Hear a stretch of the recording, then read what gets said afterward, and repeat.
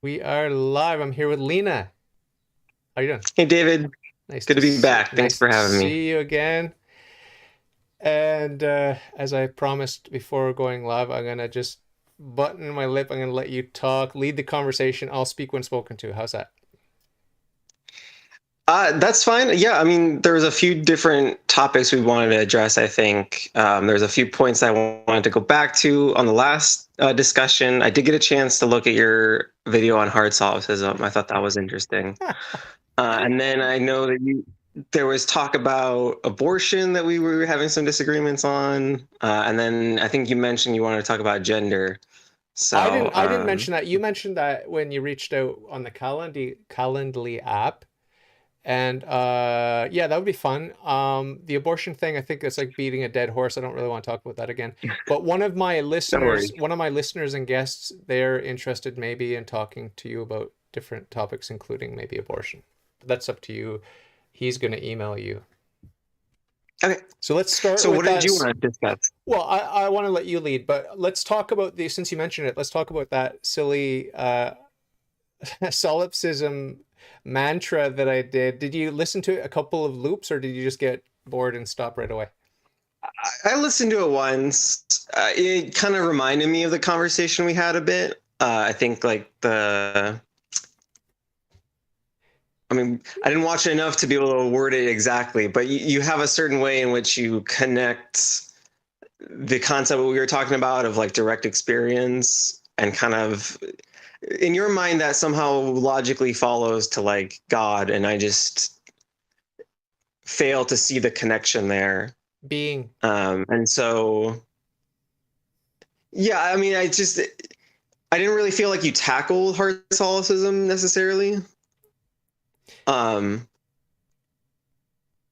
yeah, Is that the one? like I don't know. Is that the episode where I just say over and over and over God that either I'm God or God is God, and if if I'm not Yeah, God, a then lot of God is God. tautologies. Yeah, a lot of just kind of like loose, kind of philosophical sounding, but it didn't really like concretely explain to me how you're getting from one step to the next. Yeah, yeah, yeah. For clarity, I don't think there is a solution to hard solipsism, so I don't even try to Okay, solve that. okay. Let's jump right into the gender stuff because a lot of my listeners, I've been getting feedback about you, and it's funny. It really is funny. It's amusing to me because I got backlash. I got accused of being a Satanist, a bad Catholic. I'm just like an anarchist. I'm this, I'm that because I had you on the show and I was friendly to you. And it's like I completely disagree with all the criticisms I got.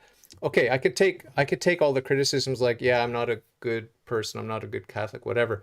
But to be kind and loving to any of my guests, I don't take that criticism. It's just like there's no basis in that. So I want to talk about this whole thing, why people were all upset and what reactions you get. And my hunch is it's because you're young. I think that's the main thing. Because What was the feedback? I've had a couple of older guys on that were trans, and I don't even know if you're identifying as trans or not. I never asked you because it's none of my business. But there were a couple of older guys. All my feedback, negative feedback, was like this guy's trans, whatever. It's like who cares? None of my business. But I had a couple of older trans guys on. I never got any negative feedback. So I think it's because you're young. What do you think? And are you trans? Do you Uh, identify as trans or what? well, first of all, happy Pride Month. Uh, Second of all, I don't know. I don't know if I'm trans or not. Well, yeah, I Um, didn't assume. I didn't assume. I mean, I was confused about the name Lena. I it thought that was a wouldn't have woman's name. been a problem if you had, I think. I mean, when it comes to like assuming people's genders, we kind of, when you first meet someone, you kind of assume based on what they look like, and then if you're not sure, you ask them and you work from there. I mean, it's not a difficult issue, in my opinion. Which gender do you think I am? I don't know. I don't really care, to be honest. You're good looking, I'll give you that. Oh, I was not fishing. I was not fishing for that. I was not fishing for No, that. you got a clean face, you got a good features. You like my fuzzy hair? Like What color are your I got eyes? Are they brown? like my fuzzy hair. They're yellowish green, greenish brown, something like that. Oh, I'm not green. Yeah. sure. Yeah. Yeah. So I mean, I'm just not really that interested in the whole gender discussion. Okay. I mean, you can agree with me, like sex and gender are different things, right? Yeah, I only really am concerned with sex. That makes me sound like a sex maniac, but I'm only concerned with Yeah. I sex. mean, as far as sex goes, I'm male, and that's Yeah, never going to change that's cool. unless I like go through hormone Don't therapy. do it. Don't In do which it. case, Don't do it. Don't do it. well, Don't why not? don't do it. Don't do it. I heard you. Why not? I just want you to be healthy and have everything like your hormones balanced as Mother Nature intended. You can do what you want. You could do whatever you want. But I mean, my advice would be just take as few medical interventions as possible, right? Like if You're you, wearing glasses now, right? yeah. Yeah. How come you're wearing So those? otherwise, I can't read all the vital signs on my So computer your screen. natural eyes are insufficient? They're defective. Well, I mean, not entirely, right? Like you can still see a little bit without them. Yeah. But Yeah. if you told me, look, David, I have a headache, I've got a headache, should I take an aspirin? I'd be like, well, try not taking an aspirin, but if you really have to, okay, I think it's okay. You can take an aspirin. You know, like I'm not totally against medical interventions. And if you told me I want to chop my dick and balls off and get female hormones, I'd be like, well, I'd recommend you don't, but if you want to, go ahead, do what you want to do. But you know where I stand. I'd rather you didn't. You know, I'd rather you didn't take the aspirin when you have a headache. I have a headache right now, and Why I'm not? not taking an aspirin. Why not? I just want people to feed the beast a little bit less and less. And by the beast, I mean the pharmaceutical industries. You know, you have to bear in mind I'm a little bit uh,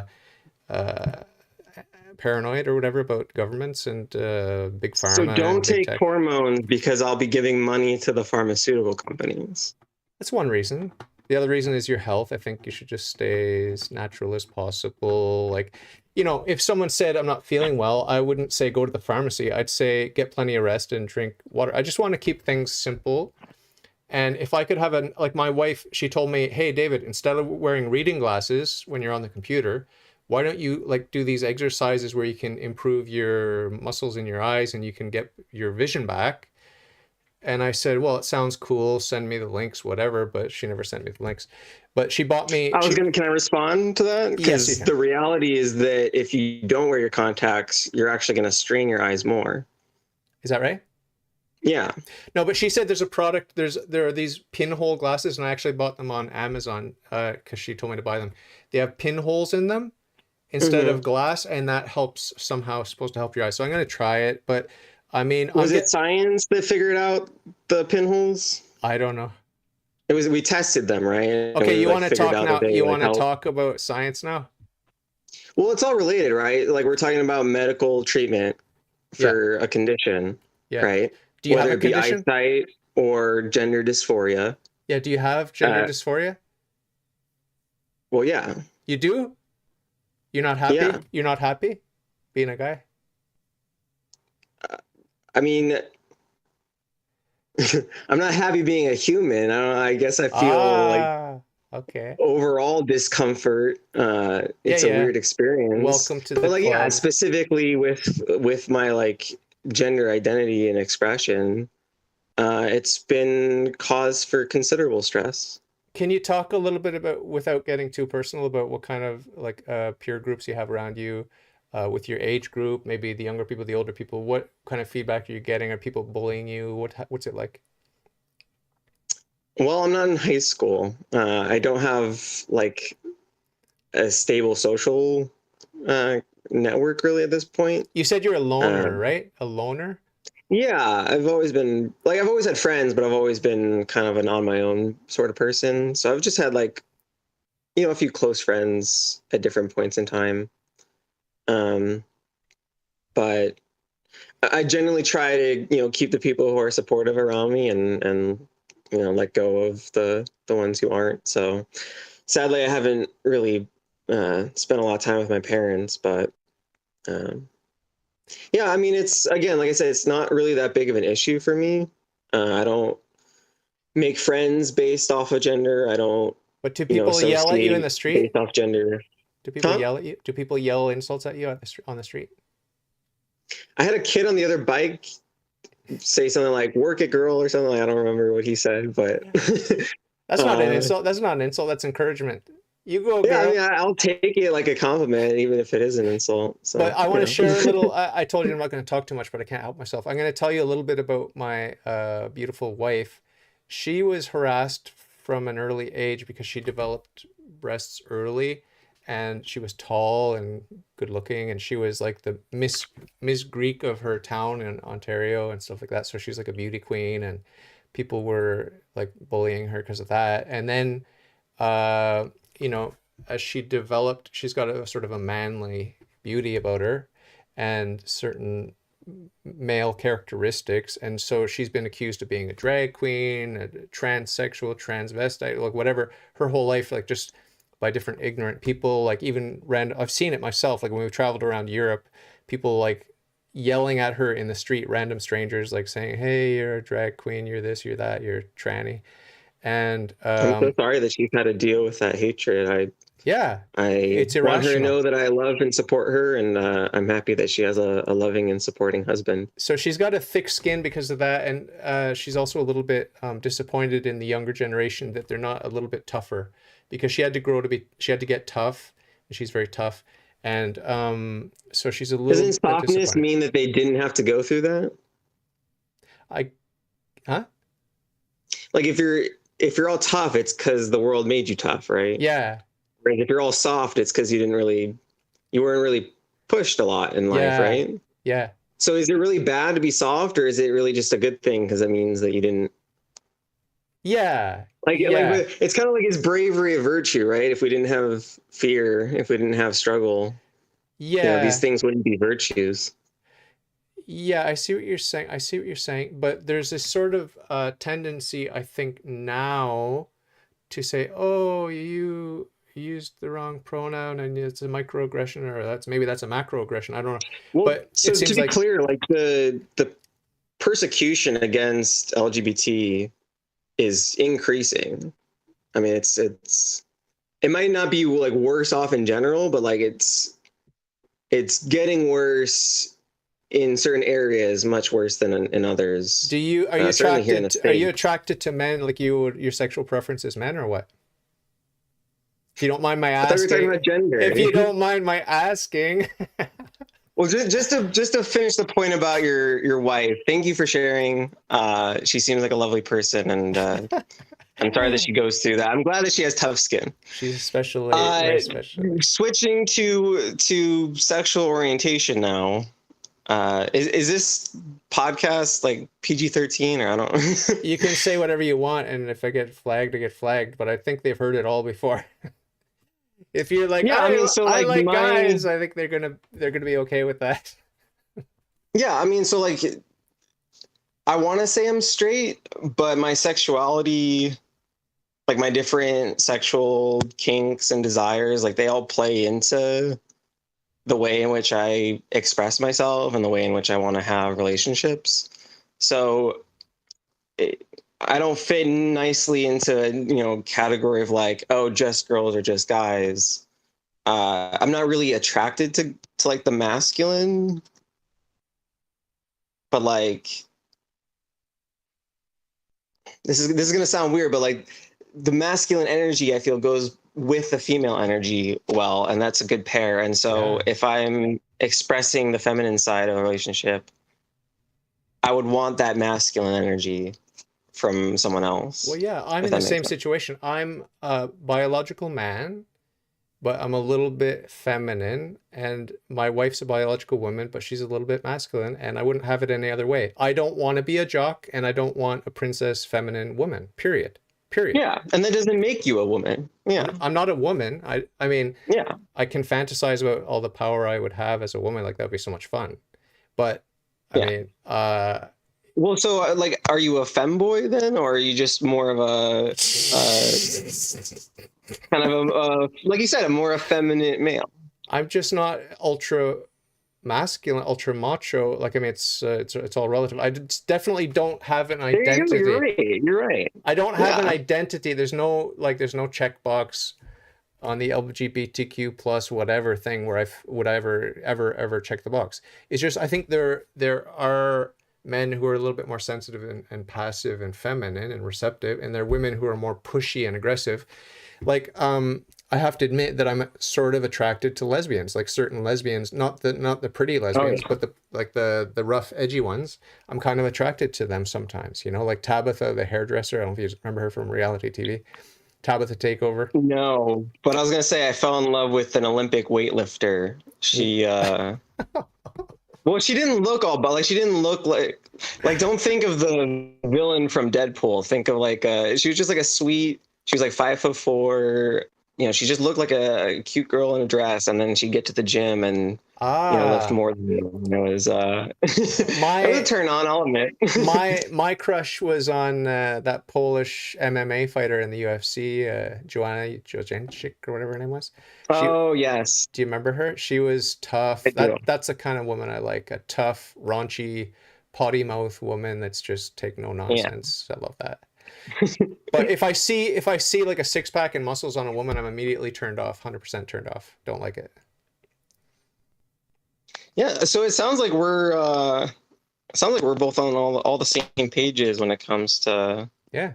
to gender. So I mean, like you would equally condemn the sorts of backlash that we're seeing from the right when it comes to. I think there's like 300 plus anti-LGBTQ bills that have been written up in just like the past year. Well, my position is the And they're Catholic just position. constant attacks. My position is the Catholic position, which is that I love the sinner, hate the sin. Like, I think it's not good for the individual or for the society to be, for example, exposing children to all the LGBTQ stuff and the drag stuff and all that. Even though, I've watched pretty much every episode of Drag Race, but and I have a certain preference for some of the guys versus other of the guys. And frankly, I was a bit revolted when they had a woman on there, like a woman pretending to be a man doing drag. I thought that was a bit weird. Gottmik, remember Gottmik? Don't know if you know Gottmik. I don't. I mean, so drag is just performative, right? So like, Yeah, but there's a whole whether you're there's a dressing as trans a thing. man or a woman or an elf or whatever, it doesn't really Demon, matter. I like doing demons a Yeah, I lot. mean it's well, maybe don't be demons around kids, but But they're teaching. yeah, I mean, I don't know. I don't like let's get back to the whole it's a sin thing because that's where I would push back on. I would agree with you that it's a sin. Like Leviticus, what is it, like 17:30 something? If a man wear a woman's clothes, he should be put to death or something. So, what's your take on that? Like, where does morality come into the picture? I personally, I don't mind if people want to dress flamboyantly, because it also says in the Bible that women should not be like wearing makeup and have fancy hairdos, right? Oh, show me your outfit again. I missed that. So is that a I mean, maxi I don't know. or? I know that the Bible is explicitly homophobic, explicitly anti, very patriarchal gender roles. Yeah. And that makes sense within like the context of first century goat herders, right? But as far as like a divine commandment goes, it seems a bit lacking. Murdering someone is wrong. How does wearing a dress hurt other people? Well, Like where is the societal collapse coming in? yeah, I mean, when it comes to homosexual acts, it's intrinsically disordered. And I'm going to get to answer your question, okay? But it's like things like homosexual acts, I would place in the same category as adultery, sleeping with someone that's not your wife, or masturbation, like that's intrinsically disordered. It's wrong, okay? Looking at I pornography, guess I that's would throw wrong. adultery on there too, Yeah, as a polyamorous person myself. I see uh, adultery as just as bad as wearing a dress. worse. Worse. I think it's worse. I think it's much worse. Because if you're just wearing a dress, I mean, that's a lot less that I mean, Well, my point it's is that neither of them are harmful. So maybe why do you think adultery is harmful? well, I completely subscribe to the natural law to the extent that I'm able to as a flawed, fallible human being. I'm striving to conform to the natural Which law, law? which is the natural law, which is that humans have a nature and men are men and women are women. Okay, yes, some men are more Oh, feminine, some women are more masculine, whatever. But there's a human nature, and that marriage is both natural and supernatural, and it's ordered to procreation and a mutual self-giving and these sorts of things, permanent commitment to each other, lifelong and not closely related. So I'm against incest. I'm against gay sex. I'm against masturbation. I'm against adultery. I'm against all these things because that's what the natural law teaches, as explained in particular by the Catholic Church. And the Catholic Church does a good job of teaching us why sexual morality is so important and why it's so narrowly defined. And I buy into it 100% without any doubt. And I'm not awkward or embarrassed about any of the Catholic teachings on sexuality because it's true. It's obvious to me. It's completely obvious to me that masturbation is wrong, gay sex is wrong, group sex is wrong, adultery is wrong, pornography is wrong, abortion is wrong. All these things are wrong, right? I'm Contraception not is wrong. hearing a reason why. I'm hearing you say that you It's believe about, it. well, it's because, like I'm trying to explain to you, I have a conception of this universe as well ordered, and everything has a role. Everything has not just one role, everything has multiple roles. Like this is a magnifying glass, and its primary purpose is so I can zoom in because my eyes are defective and I can look at stuff more closely. So if I try to use this as a dildo, it might feel good, but it's wrong. It's just wrong. It's because that's not what it's made for, and that's not what my butthole was made for. Okay, so that's basic examination of the reality of the nature of the world that God created. And if you're not a theist, if you're not a monotheist, you have absolutely no reason to respect this opinion of mine. You just think, whatever, you do you and I'll do me. In your worldview, you probably just think, well, if it feels good, it's good. And if I'm not harming other people, then that's fine. And I don't have an argument against that other than please become a monotheist as soon as possible so that you can limit, yeah, you can make your morality more narrow like mine, because that's where the freedom lies. Yeah, I That's where the mean, true even freedom if lies. we agreed on I'm going to jump in here because even if we agreed on the God proposition, it still wouldn't convince me that wearing a dress is wrong. So let's assume that I'm a monotheist. Again, what's wrong with wearing a dress?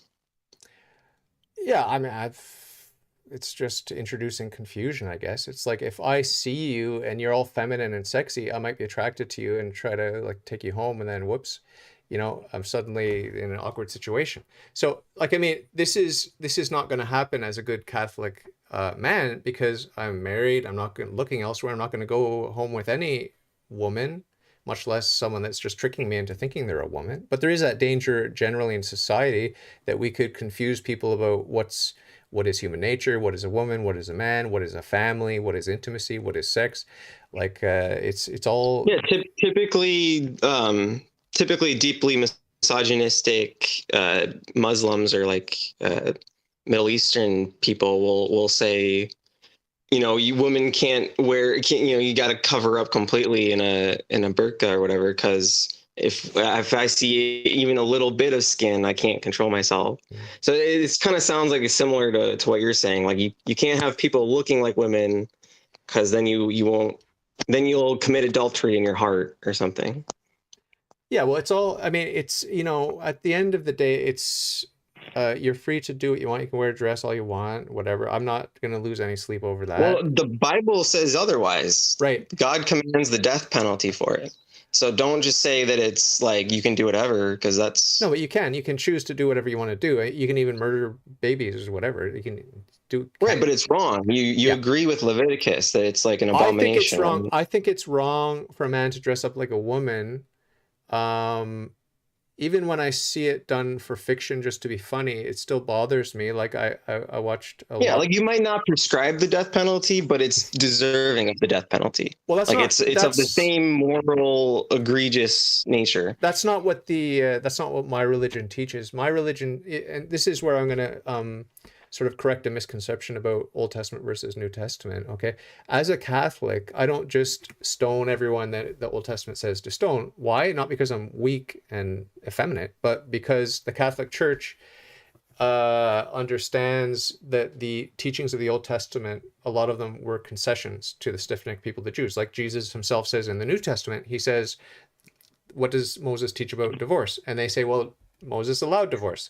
And Jesus said, yes, but that was a concession because you're a stiff-necked people. So we need to understand that the fullness of the Jewish faith is Catholicism, and Catholicism has a very well delineated sexual morality. And it also has the Code of Canon Law, which I've just read in its entirety, and it's very moderate. It's very forgiving and very kind and generous, I would say. And there's no stoning whatsoever. There's no death penalty prescribed for anything. The worst penalty we see in the civil courts, in the ecclesiastical courts, is excommunication, where you're denied communion, you're excluded from the church until you repent, like what happened to Nancy Pelosi recently because of abortion.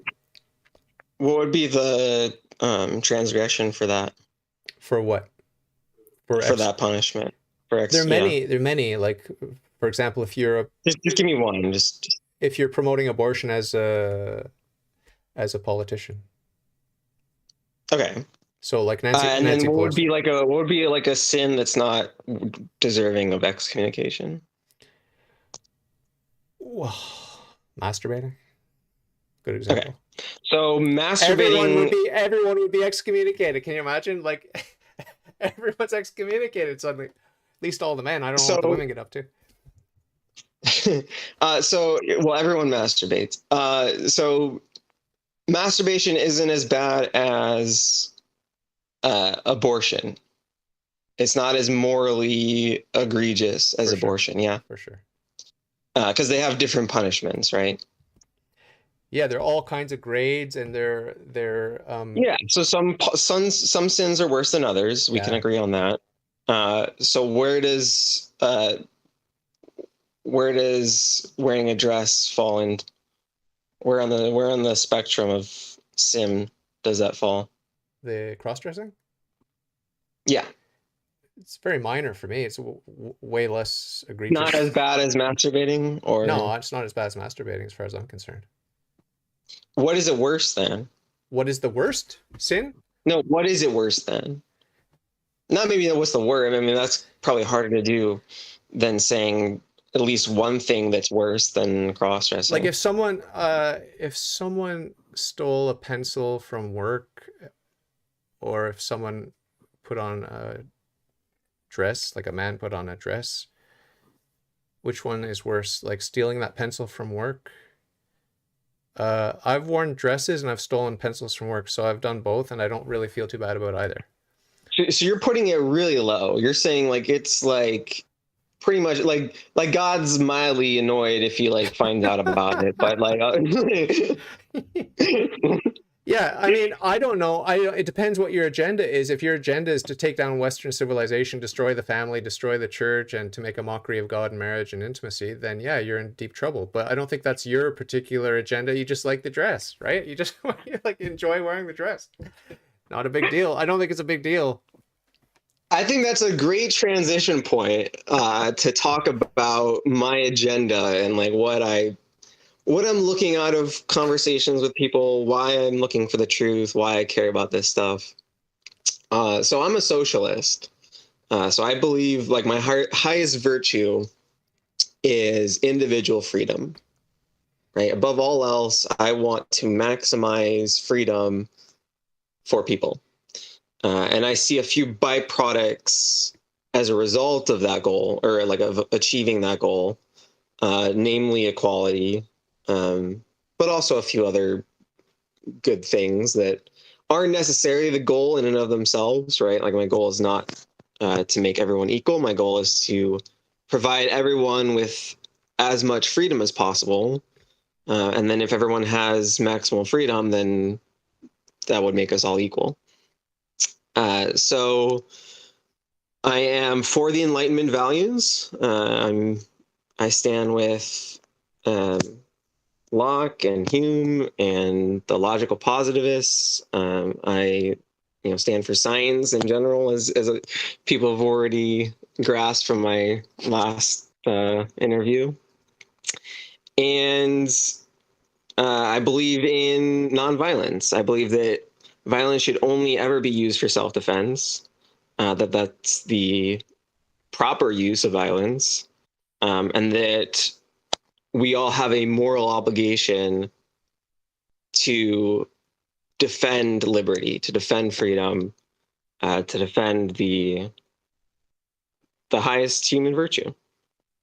Sounds good to me. I mean, the only thing that we really differ on, I guess, would be um, deciding what's harmful and what's not harmful, and what's the difference between freedom and license. Like, I've willingly placed myself under, in slavery to God, who is freedom itself. So I've placed myself in slavery. I can't do this, thou shalt do this, thou shalt not do that, and this and that and the other thing. And there are all these dogmas, and I have to believe all these things that don't make sense to me because they transcend my intellect. They're not irrational per se, but they go beyond my reason. I'll give you a little anecdote. This week, I just sort of stumbled upon two what I thought were apparently contradictory dogmas, and I've always said I'll leave Christianity if I find two dogmas that contradict each other. And I was really perplexed and trying to understand, like, how can these be reconciled, these two dogmas? Wait, let's hear them. You want to hear it? Okay. Yeah. So one of them is, and I've known about both since I entered the church, but I hadn't really thought about it. Okay. So one of the dogmas is that only the second person of the Trinity incarnated or took on flesh, Jesus Christ, the Son of God. So you got God the Father, God the Son, God the Holy Spirit, but the Father did not take on flesh. The Son did, and the Holy Ghost did not. And the other dogma is that, and these are de fide dogmas, they're the highest grade of dogma. Okay. Because there's a hierarchy of grades of dogma. The highest grade of dogma, that only the second person of the Trinity incarnated. But there's this other dogma that's also de fide that says that every activity that happens outside of the Godhead, like in creation, for example, every ad extra, that's a technical Latin term, every ad extra activity is common to all three persons. So the incarnation is ad extra. So it has to be the work of all three persons. So how can we have a dogma that says only the second person incarnated? So I was trying to wrestle with this all week, and I finally found the solution by digging back in the history books. Like, I emailed about 10 Catholics that seemed pretty sharp about theology, and they didn't get back to me. I got one reply that wasn't really, that was just sort of a colloquial Catholic friend that wasn't really well-versed in theology, doesn't really care about theology, and he gave me his point of view. But I was looking for something more technical to really convince me that there's not a contradiction. But I finally found in my own research a historical document that explains it. I'm a little bit uncomfortable with it. I haven't quite understood it, but I've got the document. I'm going to read it. I'm going to study it. But all of this to say that I'm in an awkward situation where there are things that don't necessarily make sense, but I have to accept them. And my faith was not shaken by this apparent contradiction this week that I was dealing with. I was just curious, what does the church teach? Because the church obviously has confronted this same apparent contradiction, and they must have an answer. What's the answer? And none of my Catholic friends could tell me. I had to go and dig it up myself, and I'm going to read it. I haven't read the document yet, but I'm going to read it tonight, start reading it tonight. So just to let you know that I'm in a situation where I've got constraints on what I can do, what I can think, what I can say. And there's some things that I don't want to think, say, or do that I have to do, because otherwise it's a sin of omission. So it seems like I've put myself in a situation where it's a very narrow path that I have to walk. Whereas when I was an atheist, I could do whatever I wanted to do and everything was okay. And, I smiled on all my gay friends' activities because you could literally do whatever you want. It doesn't really matter, you see? So, So if I might jump in, yeah, of course. um, Of course. yeah, so you're conflating definitions. You're confusing personal freedoms with like worldviews or like beliefs, right? Like I'm talking about like actual human rights as far as legality goes, and you're talking about different doctrines, which I'm curious. I mean, like we can have that conversation. I was going to throw in the fact that like the oldest conception of like the three-headed Godhead would be like the Trimurti from Hindu religion, right? You've got Brahman, you've got Shiva, and you've got Vishnu, right? And they form the creator, the sustainer, and the destroyer, right? And Yeah. then the first criticism of that is, well, if those three things are the same thing, then isn't that like internally contradictory? And yeah, it is. There's no like solving that. And that's kind of like the whole problem with the God hypothesis. It's like, okay, God exists. Now explain reality, and none of reality makes any sense when you have an omniscient, omnibenevolent being, right? It's just that's the whole problem of suffering. That's the whole problem of non-omniscience, right? Like if God exists and I'm not him, then I've got the cosmic short end of the stick. Nah. And so does every other being that isn't God. And so, what's going on here?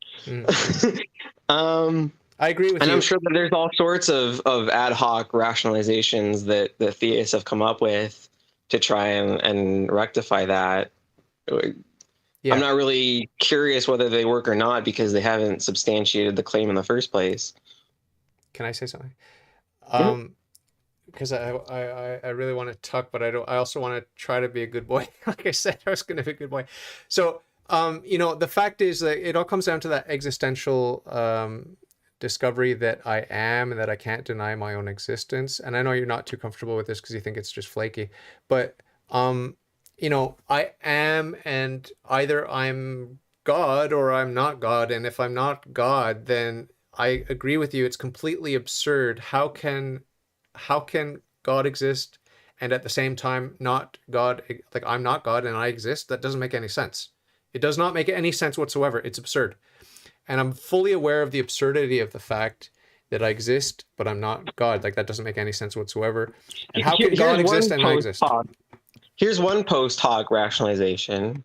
God is an extra dimensional being, and so the realities that we're experiencing, it only seems like it's going through the formality of happening. But in like God's perspective, it's only like a potential reality that doesn't actually actuate within the actualization of the Godhead. Like this is only Storyboard. and none of it makes any sense, obviously. It's a storyboard. It's like a storyboard, and the great director in the sky has got this sketch. But yeah, I mean, I don't know. If theists just want to say that like everything happens, and so we'll draw the circle around all of the best things or all of like the infinitely good things, and we'll call that God. But then we'll draw another circle around all the things, and we'll also call that God. And then we'll draw a circle around consciousness, and we'll call that God. So, I mean, there's different usages of the term that get conflated in different ways.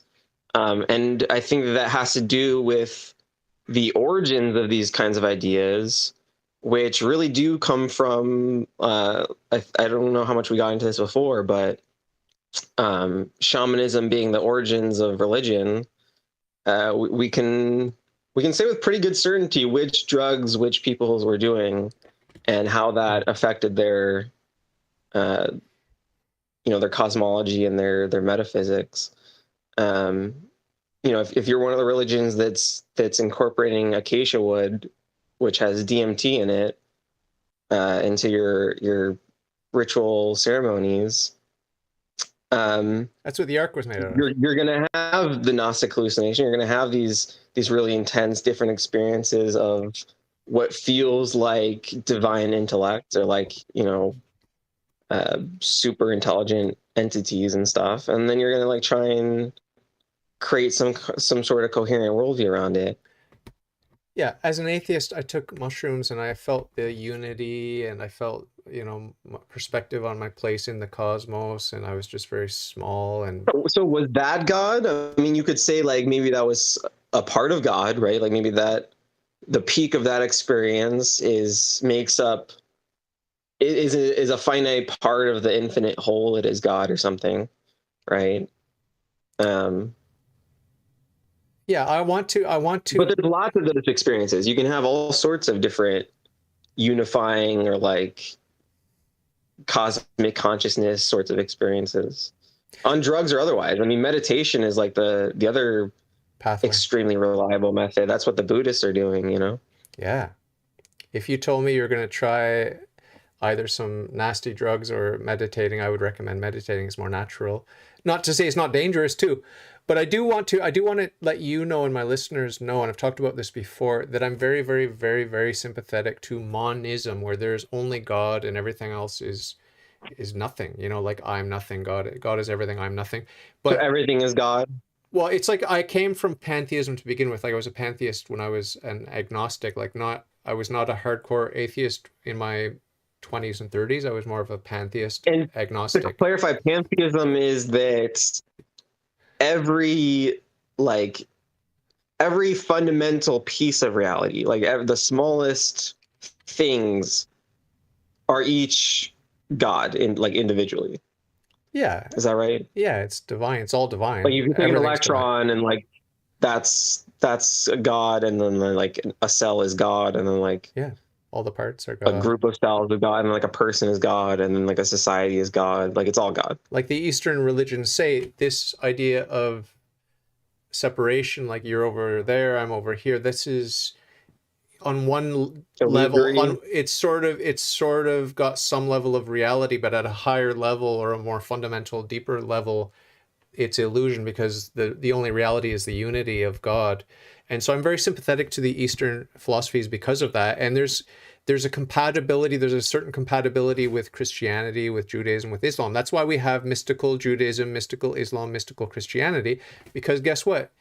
God is the only reality. He's the ultimate reality. And to a certain extent, everything that we experience here in this finite world is less real. It's just less real, period. Right?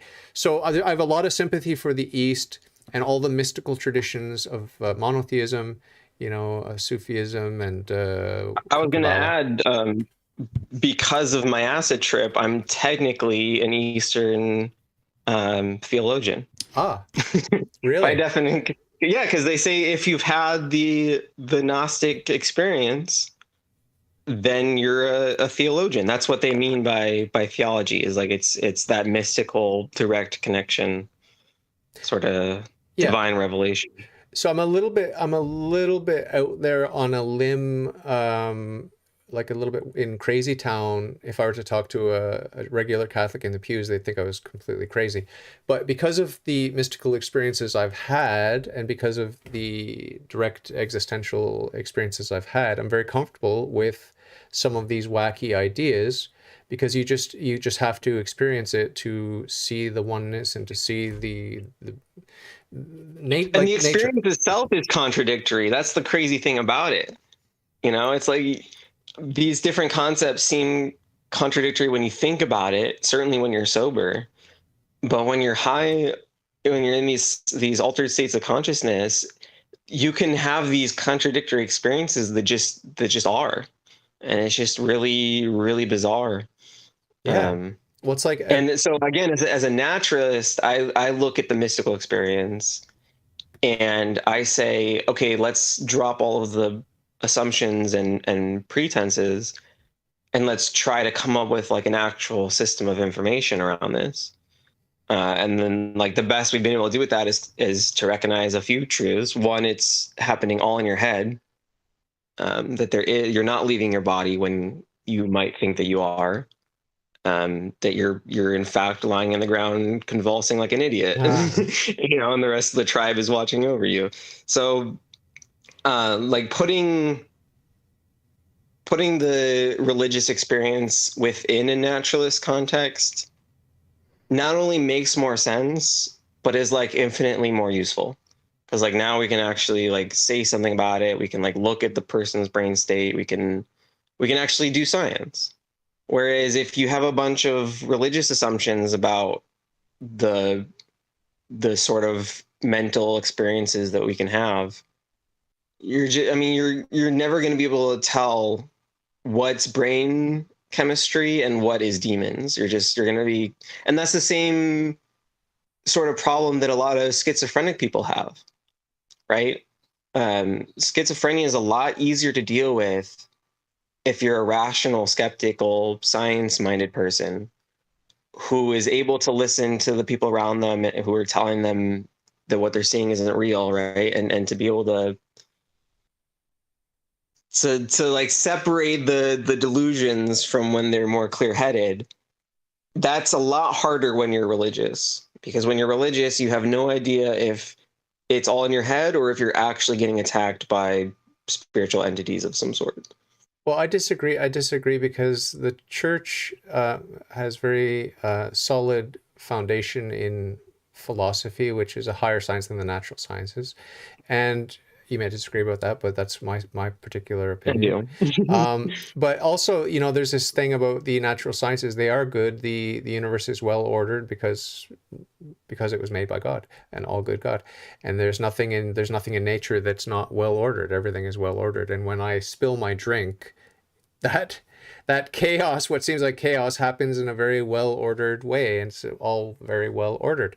So we can we can jam a stick into the wheels of the cart, and we can say this goes against nature or the flow or whatever, but it's still part of nature. It's just like if the worm eats the apple, it's still a good apple, and the worm is good. And I like this distinction you're making, because a lot of times people who believe in the supernatural will create two different worlds, right? They'll say that there's this world and then there's the other supernatural realm. And like, yeah, the two will interact in different ways at different times, depending on whether God allows it. But like, these are two different things. And that's kind of how you get the philosophy of not of this world, right? I think that's like its own little logo, like it's a t-shirt brand now, right? um, but when you recognize that you can draw a circle around all that there is and just call that the natural, right? Then whatever supernatural has to fall into the natural. So yeah, you can just have one worldview, and within that worldview, try to make things make sense, right? And if things don't make sense, don't assume answers. Just say you don't know yet, and you'll get back to it. You're a hard determinist, right? I don't know. I thought you said that in our first interview. I thought you said that. I mean, I think we did discuss determinism at a point. I think I was trying to say that like we don't have a good understanding of cause and effect yet. Like, okay.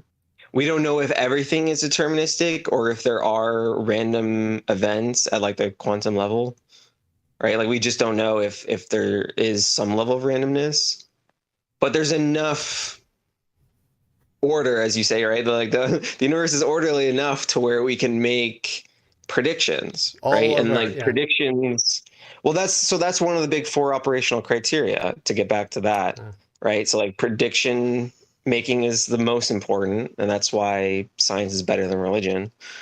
But then beyond that, there's also the internal consistency of the model, right? And whether there's any like paradoxes that need to get worked out. And there's always paradoxes. Doesn't matter what worldview you come up with, it's not gonna, unless you're God, you're not gonna know everything. And so every model of reality not only is going to be incomplete, but it's not ever going to be able to ground itself on anything. Because in order to ground yourself on like the truth, you would have to know everything. You would have to be God. And so I recognize that all worldviews are ultimately ungrounded. And so the best thing that we can hope for instead of truth is the most useful model, right? This is what pragmatism is. It's rejection of truth in favor of whatever helps us survive the best. And when we look at the history of life on this planet, That's kind of what all beings have been doing. We've all been trying to come up with an understanding of the world that best helps us, find that piece of food or shelter, find our mates, and have kids. Right? And that's kind of right now that determines the entire evolutionary process. So, yeah, it's a natural philosophy because the principles by which I evaluate different models, whether it be monotheism, whether it be Catholicism specifically, or some very specific sect of Catholicism, whatever it is, I'm always going to judge my worldview based on the big four operational criteria. Right? What are you most certain of right now?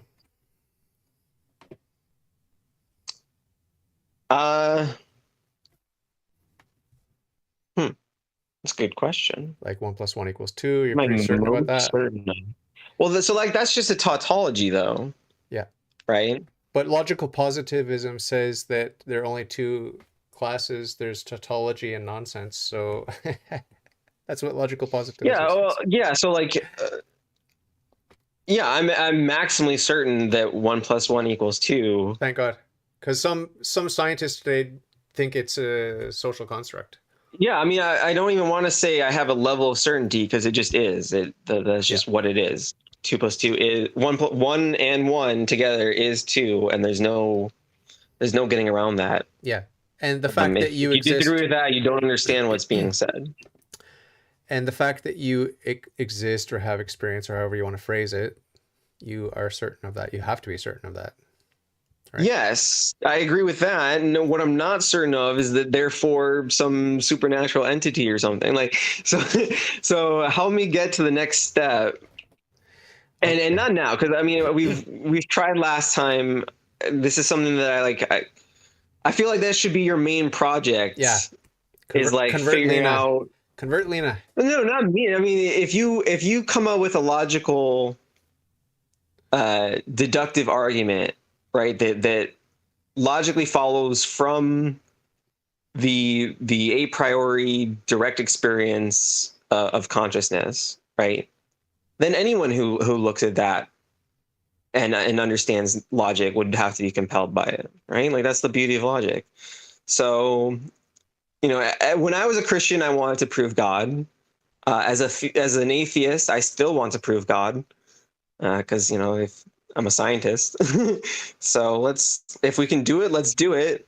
And if we can do it, then let's put it on the shelf and work on other things. This is a bit of a long one, but I'd like to bounce a proof off you that I've never shared with you and haven't really shared too often on the podcast. Okay. Let's do it. Yeah. So I've got a keyboard in front of me and I press a key as I type with you an email. Okay. Like press the letter E as part of the word. Mm-hmm. Whatever word. And so as I am typing, I'm thinking about what I'm going to say to you, and I press that particular letter as part of that particular word in that sentence, in that paragraph, whatever. Okay. So as I'm pressing the button, there's a connection made, and 5 volts goes over here and affects these transistors, and then the magic happens and it sends an email to you eventually. So in this chain of causality, we've got my will. Whether my will is free or not doesn't really matter. It could just be completely hard determined to do it. Doesn't matter. But my will says, hey, write to Lena. So I press the button. Yep. And my arm and my finger are part of that, but they're a lower part. Like my mind and my will are higher than my physical body. They command my body, and my body moves, and then the keyboard moves, and the keyboard is a lower being than my body, and my body's the lower being than my mind and my will. And in this hierarchical chain of cause and effect, it's efficient causality that's taking place here that we're examining. And as I'm pressing the button, there are all kinds of things happening at one time, and it's a simultaneous connection between my will, my body, my finger, my keyboard, and the electronic stuff that's happening. And if we isolate that, and we can conceptually isolate that from all my past, all my future, all your past, all your future, all the keyboard's past and future, we can isolate it from all of that.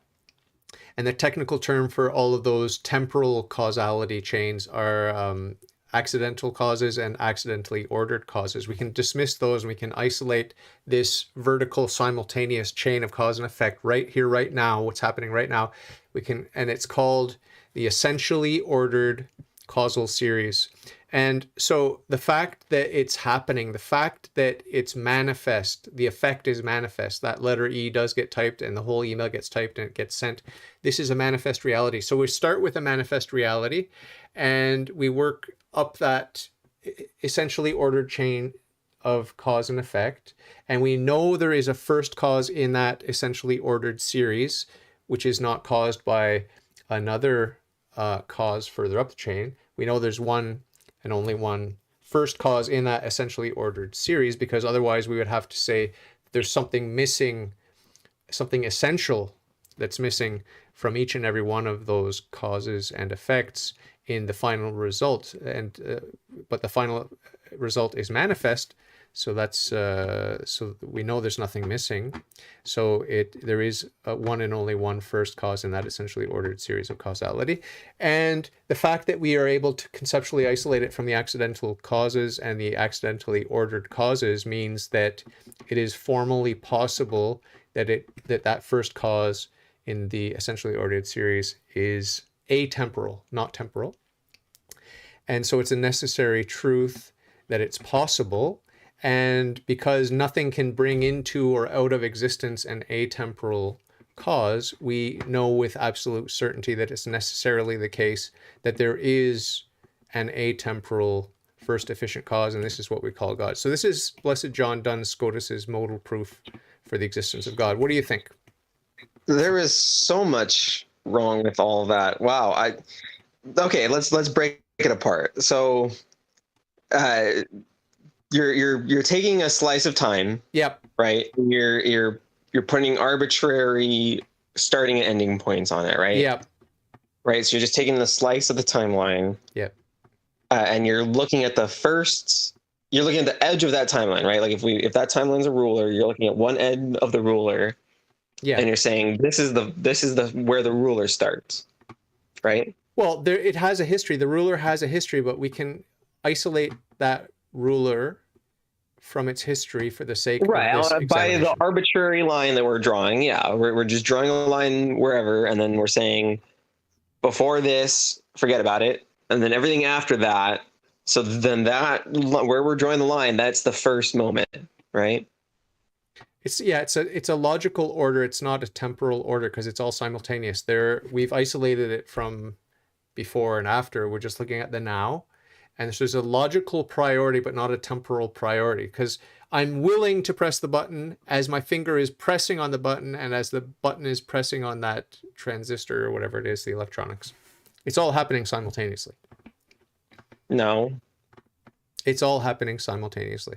Like the example the example that Scotus gives is a man pushing a stone with a stick. Like he's poking the stick. And if we freeze time and we look at that, we see the man's will or decision, whatever, to push the stick. We see his arm moving, and we see the stick, and we see the stone, and we see that they're all connected to that. But it's not all happening at the same time.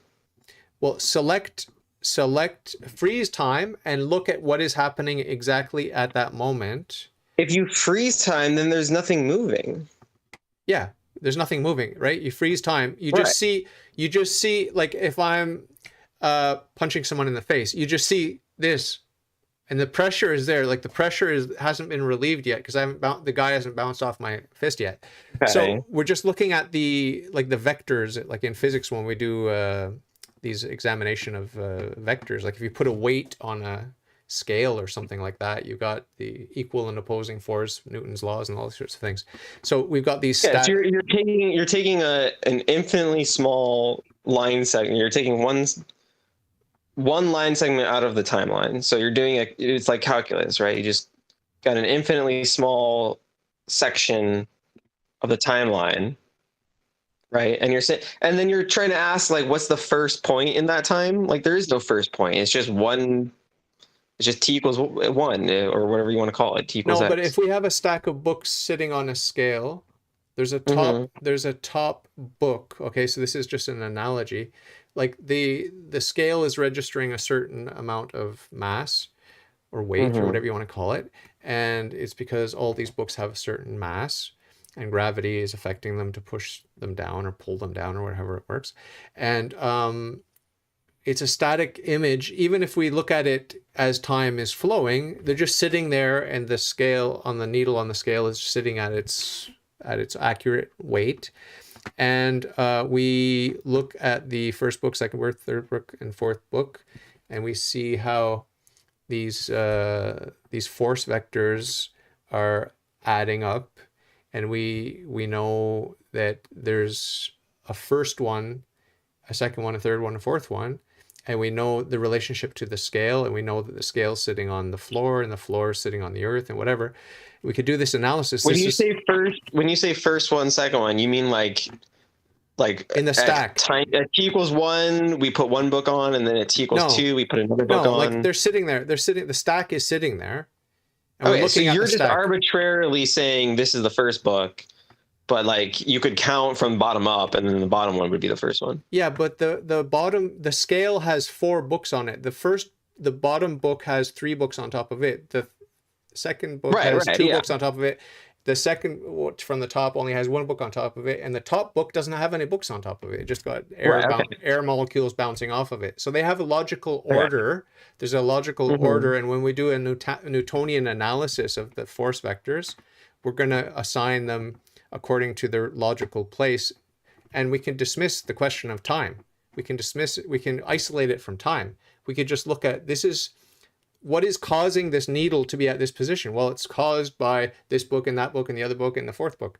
And there's a logical relationship that they have, and they have different relations based on their position in that logical order. Same thing with me and my stick and the rock. I'm poking it. There's a logical order, and there's a hierarchy. And it's the same thing with anything. So now you're conflating the word causality, because now you're using causality in different contexts. Right, like saying that the books are causing the needle to read whatever it reads. You don't agree? Isn't the same causality as when I push the ball, it rolls down the hill, right? Like those are different kinds of causality.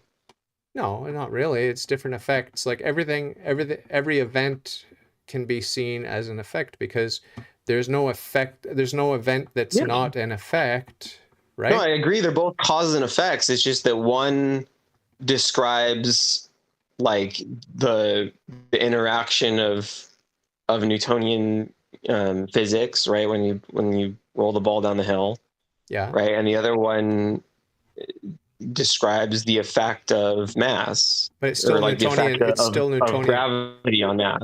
It's still all, you can deal with it all using the same Newtonian mechanics.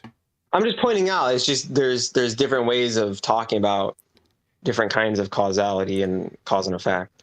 But my point here is, and Scotus's point here is that that causality is always simultaneous.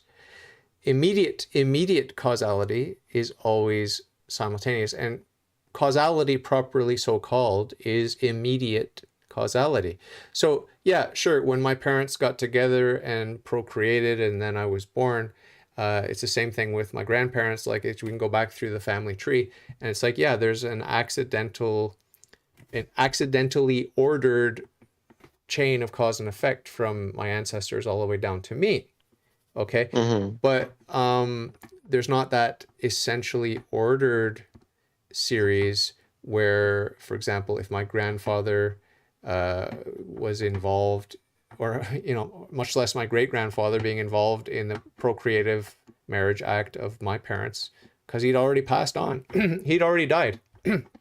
So he can't be involved in the essentially ordered sequence that we can still say that your grandparent was the cause of you, though. In an we could say anything accidentally ordered in the way. past. Yeah, you could honestly look at any piece of the timeline and say like, oh, well, that caused that. I mean, we try and be like a little bit more like empirical when it comes to claims of cause and effect. It's all right? empirical. You have to demonstrate more than correlation. You have to demonstrate the actual mechanism there, right? And again, that's what I'm getting to when I say that there's different kinds of causality. there's different mechanisms by which cause and effect happens. And so maybe let's just try and get back to the like the argument you were making. So in this example of cause and effect, let's go back to the timeline and drawing an arbitrary first point in time. Mm-mm. It's not temporal, it's logical. That's the thing. That's what you're getting tripped up on with this proof, because when we let's say temporal causality aside. What do you mean by logical causality? I'm talking about a logical order, right? A logical order, like my stack of books on the scale. There is a significance to being one of the books at the top of the stack or one of the books at the bottom of the stack. Our Newtonian mechanics analysis will be different based on placement. What does that have to do with causality? There's a logical ordering, and there's a significance to the placement. And so one is superior to the other. So if I ordered the books differently, would it cause the scale to read differently? Well, the vectors assigned to that particular book would be different. Yeah, the force vectors would be different. You'd have to, because the one at the bottom is getting crushed by all the ones on the top, but the one on the top isn't being crushed. Like if you've ever been part of a sports thing where everyone jumps on each other at the end because they won, you want to be the guy on top. Sorry, this is probably a bad choice of bad choice. Okay, so but to get back to talking about causality, what's the cause and what's the effect in this example? Well, if you want to say pushing a stone with a stick, that's a simple example that gets used a lot. No, the books. Like we're talking about the books. Okay, like the books. What's the cause and what's the effect? The cause is the mass of the books, and the effect is the needle being displaced to a certain location on that scale, on the scale. And you're asking, what was the first cause? Yeah, the first efficient cause. For the needle being moved. Yeah, for the needle. How is that not temporal? How is this not a temporal question? Well, because, I mean, just imagine in your mind's eye that this pile of books has always been sitting on this scale, and the scale has never been defective. Yeah, I mean, I don't think I could ascribe any cause or effect. There would be no causality to ascribe. Like, really? Yeah. Really? Yeah, I don't, unless we're talking about like a different concept of causality that I don't understand. But like the way I understand it, it's cause and effect is a temporal process. But if a child came up to you and said, "Hey, why is this needle on the 100-pound mark?" You would say, "Because there's 100 pounds of books sitting on it. There. Yeah. Because there's 100 pounds of books. Because." Right? So there's a cause and effect. The books cause the effect. Right. Putting the books on the scale cause the effect of the needle moving. Yep. Right. But the cause of putting, like the act of putting the books on preceded the needle moving. That's like necessarily temporal. Yeah, that part is temporal. All the theater and all the history, that's all temporal. But we're going to ignore all of that, and we're just going to look at the current state of affairs. The current state of affairs is we don't know how these books got stacked on here, but it's a manifest fact. It's a manifest fact that they are stacked on here. That's a manifest fact. So we're going to... If you just look at one sliver of time, then nothing's happening. There's no change. There's no dynamics in the system, right? And cause and effect is the description of dynamic change. Like it's you're trying to like create a situation in which there would be no cause and effect at all. No, but and then you're saying, but there's still cause and effect. Are you aware that there are two kinds of friction? There's the static friction and the dynamic friction, or whatever they call the one. Okay, so yeah. I could be pushing on some heavy thing on the ice. And I push and I push and I push, and suddenly, as soon as... Do you know how forces are applied? Yeah. They're applied over time. I know. But I'm pushing, I'm pushing over time. I'm pushing and pushing and pushing. Nothing's happening. But for whatever reason, the forces tip over that threshold mark. Maybe I got a boost of adrenaline or testosterone. And then suddenly it starts moving. I've overcome that static friction and it starts moving on the ice, and then it's easy. Okay, it's easy. But if I were to just lean a heavy block of stone against this block of ice that I'm trying to move on the ice or whatever it is, if I just lean this thing onto it, it's still applying force to it, but not enough to make it move. The force is constant, it's there, and it's a reality, and it's causing an effect. It's causing an equal and opposite reaction from the block of ice. The pressure would cause the effect of friction and deformation and all kinds of things. And sure, that is a temporal process, right? But the fact that at any given time, it remains a fact that at any given time, all these force vectors, I don't know if you did this Newtonian analysis the force vectors remain, but the sequence of cause and effect stops. Like there is no cause and effect in a single moment of time. No, but if I'm leaning this heavy object against my ice, there's a there's a deformation. It's not enough to make it move. Before you lean it up, before they touch, there was no friction. Right, and the moment they come into contact, you get friction.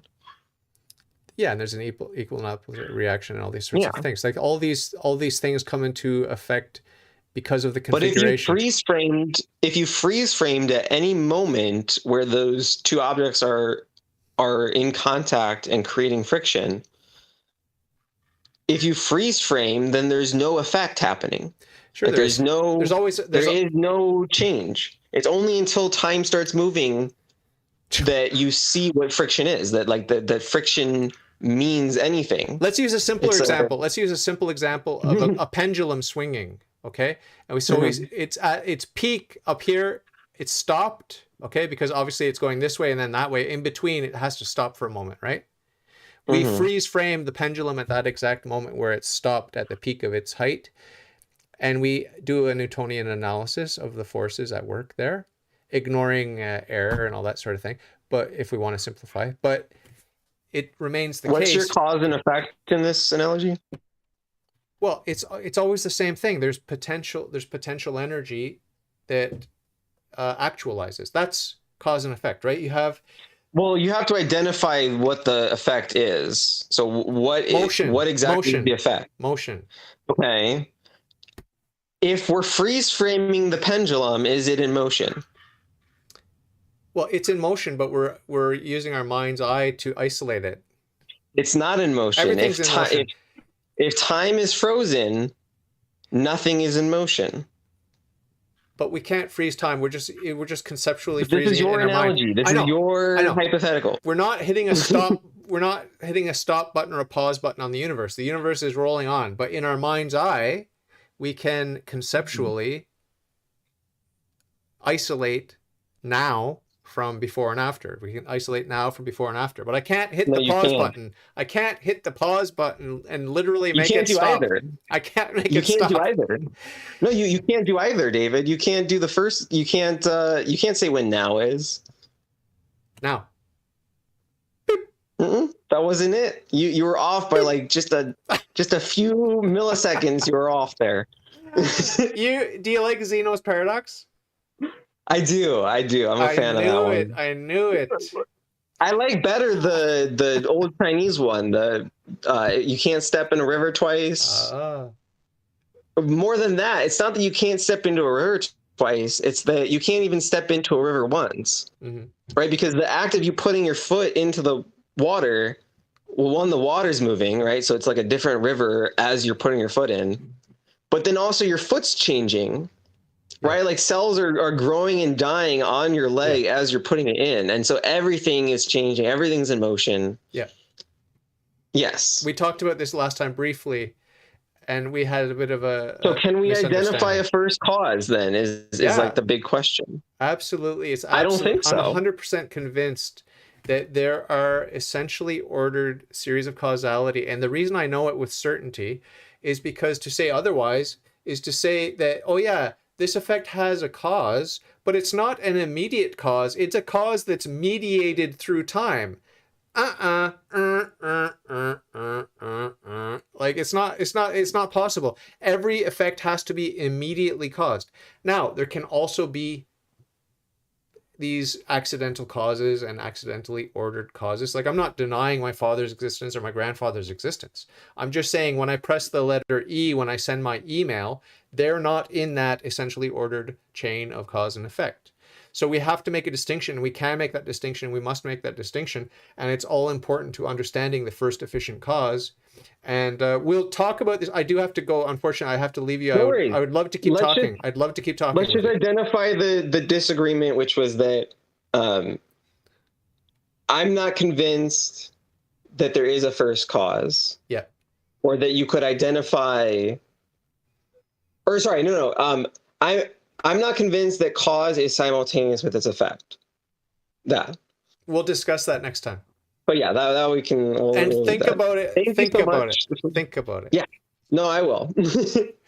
Very nice to talk to you. It's a pleasure. You're a really sweet young guy, and Thank you. I appreciate playing with ideas. And you're playful and fun and nice, and it's really nice to talk to you. And I'll have you back next time. We'll talk about all the things that that interest you most about what we talked about today. Okay.